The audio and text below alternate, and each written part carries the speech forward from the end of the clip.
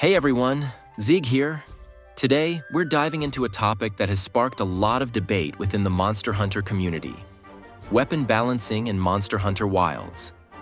Recently, the game's director, Yuya Tokuda, shared his thoughts on adjusting certain weapons, such as the longsword and bow, which he considers too easy to use and overly powerful.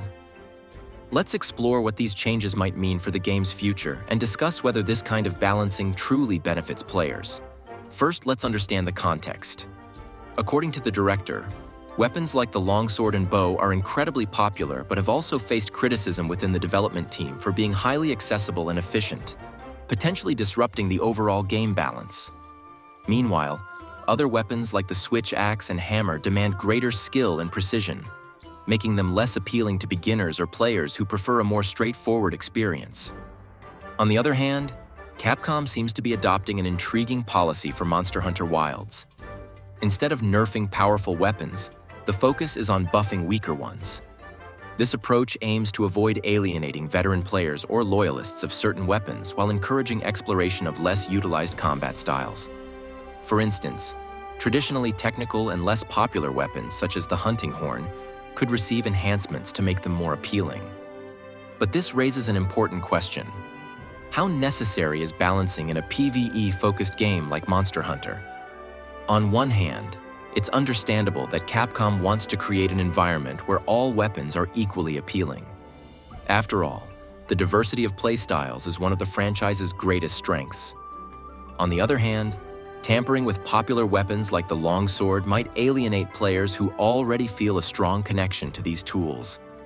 Another critical point of discussion is whether the difficulty of using a weapon should directly correlate with its performance.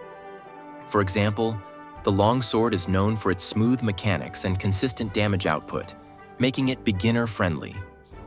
Meanwhile, the switch axe requires more strategy but offers equally high rewards.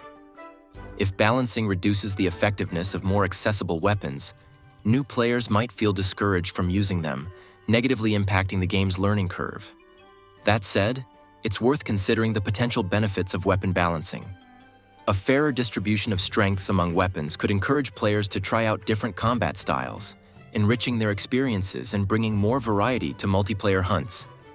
Additionally, less popular weapons could finally get their moment to shine, with adjustments making them more competitive and appealing. A great example is the Gunlance in Monster Hunter Wilds, which received a significant rework and has already impressed players during the beta, even those who didn't use it in previous games. However, we also need to consider veteran players' expectations.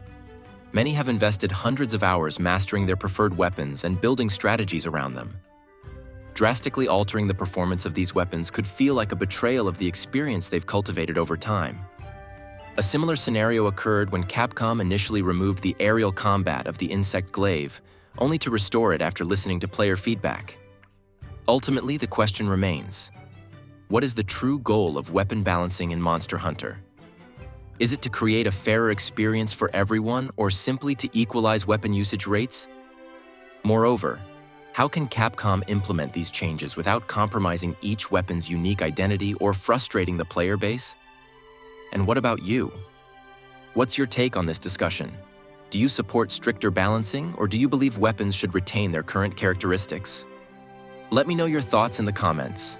Don't forget to like the video and subscribe to the channel for more Monster Hunter content. That's it for now.